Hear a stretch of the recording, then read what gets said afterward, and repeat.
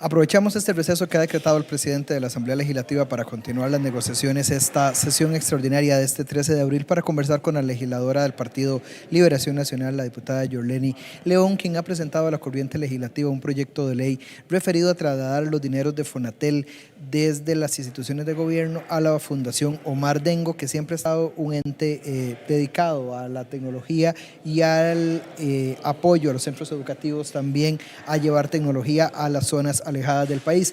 Con la legisladora habíamos conversado antes del receso de Semana Santa precisamente sobre la posición que tenía la legisladora al proyecto Pagar, una iniciativa propuesta por el Poder Ejecutivo para trasladar recursos de diferentes instituciones hacia el Ministerio de Hacienda para hacer frente a esta emergencia. Dentro de esas instituciones que se iban a ver afectadas con este proyecto estaba precisamente la SUTEL, a la cual se le iban, o Fonatel, a la que se le iban a quitar los recursos que tenía reservados para disminuir la brecha digital, y la legisladora planteaba su oposición precisamente a que se eliminara esa propuesta y que más bien sí se tomaran los recursos de Fonatel precisamente para usarlos en la emergencia. Ahora plantea que más bien podemos usar esos recursos y trasladárselos a la Fundación Omar Dengo. Precisamente, ¿qué es lo que se busca entonces con esta nueva propuesta, diputada, que usted presenta al plenario legislativo? Bueno, muy buenos días y muchas gracias por el espacio. Bueno, básicamente es poder atender una situación que tenemos en el país, una meta que no hemos logrado cumplir, y es poder atender la brecha digital. La brecha digital, cuando nosotros abrimos el mercado de las telecomunicaciones, se creó un fondo que este fondo tenía como único fin el disminuir esa brecha digital. ¿Esto en qué consiste? En que aquellas comunidades que son sumamente alejadas o que es difícil llevar a la tecnología, que las empresas, las operadoras puedan llevar la tecnología ahí, se pueda financiar a través de estos fondos y poderle dar igualdad de oportunidades a los costarricenses. Lamentablemente, Fonatel, que es la instancia que ha tenido a cargo el cumplimiento de esa meta país, no lo ha hecho. Hasta hoy, si bien es cierto, se han invertido en 4 programas, comunidades conectadas, hogares conectados, sitios públicos conectados y demás. Lo cierto es que las comunidades más alejadas y las comunidades más vulnerables siguen estando sin acceso a la tecnología, siguen siendo parte de esa brecha digital. Y le voy a contar que en el caso particular de Limón, la brecha digital en este país en promedio anda en un 9%. En el caso de Limón se ha cubierto solamente un 3%. O sea, ni siquiera Limón está en la media nacional de lo que se supone ya hemos avanzado con el tema de la superación de la brecha digital, lo cual es muy lamentable. Y una de las realidades que hemos podido notar en estos días es cómo el sistema educativo, cómo todo nuestro curso lectivo de este año se ha visto nuevamente perjudicado ese proceso de enseñanza-aprendizaje, justamente porque en las comunidades más alejadas, donde están las personas más pobres, donde están las personas que tienen más limitaciones para continuar estudiando en su vida, no tienen acceso a la tecnología. Diputada, también por la prensa nacional nos hemos dado cuenta que la Cámara de Infocomunicaciones hizo una propuesta de generar una mesa de trabajo con las autoridades del Ministerio de Ciencia y Tecnología, con el señor ministro y con el viceministro, para tratar de llegar a un entendimiento o a un apoyo del sector empresarial con estos recursos para más bien potenciar y ayudar a las empresas de tecnología de las diferentes provincias para que no se vieran afectados en el servicio que se estaba dando a la ciudadanía. ¿Cómo valora usted esas iniciativas que se están planteando desde el sector privado para intentar también aportar a esta crisis? Bueno, vamos a ver, yo al respecto me pronuncié en su momento y sigo manteniendo mi postura con respecto a esa propuesta que está haciendo la SUTEL y que está haciendo la Cámara que usted acaba de señalar. Bueno, básicamente eso es cubrirle la factura a pequeños empresarios, efectivamente, pero que ya tienen servicio de Internet, y para ellos no es el Fondo Nacional de Telecomunicaciones. El fondo es para llevarle Internet a quienes no tienen Internet. Eso en primer lugar. En segundo lugar, SUTEL es un regulador, es el regulador de las telecomunicaciones en este país, y una de las características propuestas que tienen los entes reguladores es que nunca se involucran con quienes son sus regulados. En este sentido, está construyendo una propuesta con las mismas empresas que la SUTEL regula, lo cual me parece terriblemente grave, muy grave, diría yo. Y por esa razón creo que debería de abstenerse. Si es que ha continuado con esa postura de tratar de construir esa mesa de trabajo, debería de abstenerse de hacerlo. De hecho, nosotros desde el despacho estamos planteando una consulta a la Procuraduría General de la República y a la ARECEP como ente rector de todas las superintendencias sobre este actuar de parte de la SUTEL. Y lo otro es que de alguna medida nosotros lo que estaríamos haciendo es mejorándole el flujo de caja a las mismas operadoras, porque no le estamos resolviendo el problema a quien no tiene internet, le estamos resolviendo el problema a quien ya tiene internet, y esa mejora que le estamos dando es asegurarle entonces el pago a esas operadoras, lo cual me parece en estos momentos en los que estamos, me parece inapropiado el hacer una propuesta. A mí me encantaría ver a las operadoras, pero me encantaría ver a las operadoras y ver a Fonatel en este momento, más bien viendo a ver cómo resuelve con el Ministerio de Educación Pública la urgencia de poderle llevar alguna solución a todas esas comunidades que no tienen internet en este momento y que no están los muchachos y las muchachas asistiendo a los centros educativos para continuar con su proceso de enseñanza, aprendizaje. Pero esa propuesta no la hemos visto al día de hoy. Por lo menos a hoy yo no conozco nada que esté relacionado en esa dirección. Y por esa razón es que decidimos, y esto no es un proyecto que surgió ahora con esta emergencia, es el proyecto que hoy presentamos, es un proyecto que tiene más de 18 meses de venirse trabajando. Hemos hecho una cantidad importante de consultas a SUTEL, a Fonatel, al MISIT, para estar seguros de que el paso que estábamos proponiendo era el paso correcto. Y lo que nos hemos dado cuenta es que este país ha invertido una cantidad importante en contrataciones que hoy no nos ayudan a superar esa brecha digital, con lo cual seguimos teniendo esa deuda país que es importante, pero que además tenemos una institución que se llama Fundación Omar Dengo, que tiene 30 años de trabajar en educación con tecnología en este país, que ha llegado a todos los rincones habidos y por haber en este país, zonas rurales, zonas urbanas, y que ha dado frutos importantísimos en lo que es la ciencia y la tecnología para Costa Rica. Además, es una organización que es completamente vigilada por la Contraloría General de la República, que uno ve los informes y sus reportes anuales y son maravillosos en términos de transparencia, de responsabilidad, de eficiencia, de eficacia en el manejo de los recursos. En otras palabras, no le estamos trasladando los recursos a un extraño o a un aprendiz que va a ir a hacer su curva de aprendizaje, no, para nada. Le estamos trasladando los recursos a alguien que ha demostrado hacer las cosas bien en el menor costo y tiempo posible. ¿Qué respuesta ha recibido de las consultas que usted ha desarrollado sobre este proyecto de ley que presentaron ustedes hoy?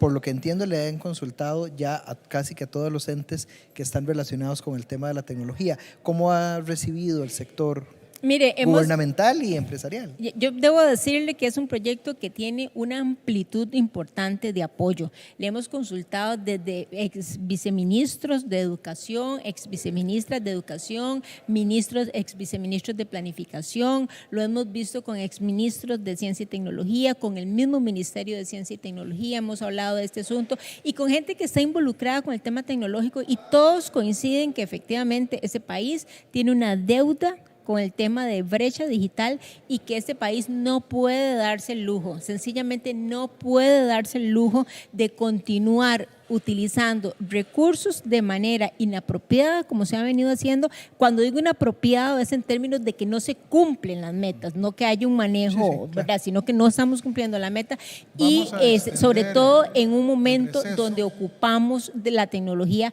tanto como se ha evidenciado en estos momentos. Diputada, dentro de la agenda, bueno, el señor presidente ha ampliado el receso 10 minutos más, tendremos entonces la posibilidad de seguir discutiendo algunos de los proyectos que se encuentran en agenda acá en el plenario legislativo el día de hoy. Dentro de esos hablábamos con el diputado Erwin Macís al inicio de esta transmisión de que hay un proyecto en la Asamblea Legislativa ahorita en discusión para trámite de primer debate para hacer una modificación al Código Municipal y permitir que darse votaciones virtuales o por medios tecnológicos este próximo 1 de mayo, dada la emergencia en la que está y para evitar la aglomeración en las municipalidades. Pero ¿cómo lograríamos eso precisamente en comunidades tan alejadas que no tienen acceso? El legislador me hablaba del caso, o nos hablaba del caso de la municipalidad de Upala, donde le dijeron que es casi imposible para ellos poder hacerlo.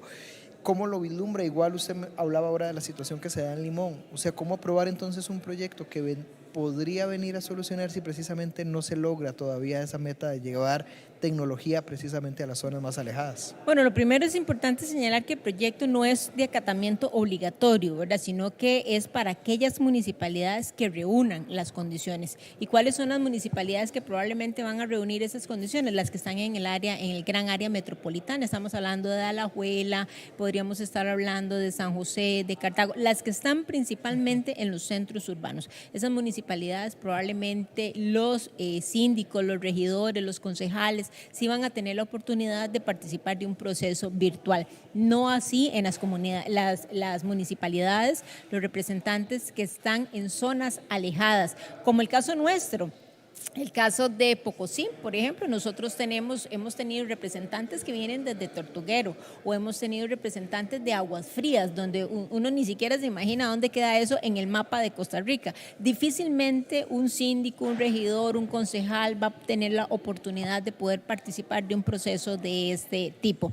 Si bien es cierto, el proyecto es noble en el objetivo que plantea, en la práctica me parece que nos vamos a quedar cortos, vamos a quedar insuficientes justamente por esa brecha digital que nosotros tenemos. En zonas alejadas, las personas deberían de tener las mismas posibilidades que tiene un representante municipal en una zona urbana y poder de esa manera participar de un proceso solemne tan importante como es la celebración del 1 de mayo, los traspasos del 1 de mayo, sin necesidad de poner en riesgo su vida ante la emergencia de salud que estamos sufriendo. Diputada, en otro orden de cosas, la Asamblea ha estado trabajando en mesas virtuales para ir mesas de trabajo virtuales para ir avanzando en la discusión y en la negociación sobre los diferentes proyectos de ley. ¿Cómo van esos trabajos y cómo van las iniciativas que se están trabajando desde las mesas en las que usted forma parte? Bueno, vamos a ver, ha sido una experiencia muy interesante, a mí particularmente me ha encantado, siento que son mesas sumamente provechosas, el tiempo le sacamos muchísimo más provecho del que uno normalmente le saca al día a día, a mí por lo menos me tiene encantada y yo esperaría poder continuar una modalidad de eso. Tiene limitaciones y es en términos de que no hay una mayor publicidad para el resto de los costarricenses y eso me parece que es una limitación importante. Y lo otro importante es que no queda la evidencia de lo que ahí se habló, de lo que ahí se aprobó, de lo que ahí se discutió y eso también es importante, el poder tener siempre el acta a mano para poder revisar lo que se está tomando en cuenta. Pero aparte de esos dos aspectos, me parece que ha sido un buen método de trabajo. En general los diputados nos hemos acoplado bastante bien. Las mesas siempre tienen un líder o una líder que se encarga entonces de coordinar las horas, los tiempos, los temas y eso entonces facilita muchísimo el quehacer de la comisión y en términos generales puedo decirle que las mesas caminan bien, en general todas caminan bien, obviamente unas avanzan más que otras, no porque no estén trabajando, sino porque los temas son mucho más álgidos, como en el caso de la mesa donde se está viendo el tema de crédito, ese no es un tema fácil, tiene demasiadas convergencias ese tema y por eso requiere de estar permanentemente haciendo consultas a instituciones o expertos en el tema general, pero en general las mesas van caminando bien. Yo siento que los diputados ante esta situación hemos tenido un apropiamiento muy importante, muy significativo de lo que significa la emergencia que estamos sufriendo y ese apropiamiento entonces ha hecho que de repente son las 10 de la noche y estemos todavía participando de mesas virtuales o en las mañanas desde muy temprano, 7 de la mañana, ya estemos conectados haciendo trabajo a través de alguna de las diferentes mesas. En general, muy satisfecha. Precisamente, diputada, la emergencia ha generado un trabajo de ustedes muy minucioso a la hora de discutir los proyectos de ley, precisamente por esa falta de o esa necesidad de que no se tiene los insumos todos a la misma vez, no puedes estar leyendo o releyendo otra vez actas pasadas o ese tipo de situaciones. En el tema de créditos, ¿cómo lo están valorando y cómo lo están midiendo al efecto de que en efecto pueda tener el fin que se busca con aliviar la carga en todas las circunstancias? ¿Cómo va precisamente el tema de las moratorias que se han estado planteando? Bueno, primero señalar que yo no formo parte de esa mesa, sí le he venido dando seguimiento porque es un tema de mi interés, pero no integro la mesa. Particularmente me parece que ese es un proyecto que no deberíamos de aprobar en la Asamblea Legislativa. Ya los bancos, tanto públicos como privados, desde hace ya rato, 4 semanas, 5 semanas aproximadamente, tomaron y generaron una serie de directrices que le están permitiendo entonces al sector productivo poder reacomodar sus deudas. En algunos casos han mejorado tasas de interés, en otros casos han generado moratorias, en otros casos han ampliado plazos para cada caso particular. Entonces creo que ya la respuesta que era necesaria, los mismos bancos de por sí de manera independiente lo fueron dando. Arrancaron los bancos privados y los bancos públicos lo hicieron de manera seguida. Me parece entonces que no tiene mayor sentido un proyecto de ley que venga a regular algo o a legitimar algo que ya de por sí está sucediendo. Ampliar el plazo más allá o decirle a los bancos que amplíen plazos más allá de lo que el banco considera es lo apropiado tiene sus implicaciones también, y es el poder correr el riesgo de quedarnos, de que las entidades bancarias se queden sin liquidez. Recordemos que las cuotas que mes a mes pagamos nosotros a través de nuestras operaciones es la liquidez que el banco ocupa para poder operar, y eso es un riesgo país que hay que considerar. Por eso creo que aquí el trabajo más importante es que cada banco, como lo ha venido haciendo, lo continúa haciendo y refuerce cada vez más todas aquellas medidas que sus clientes le van solicitando para asegurar que tengamos liquidez, pero también para asegurar que el sector productivo pueda sostener la situación en la que enfrenta. Para finalizar la entrevista, diputada, ¿qué desde su posición y desde su experiencia, qué hace falta? ¿Qué otras medidas hacen falta para seguir haciendo frente a esta epidemia, pensando en que vamos a tener que ver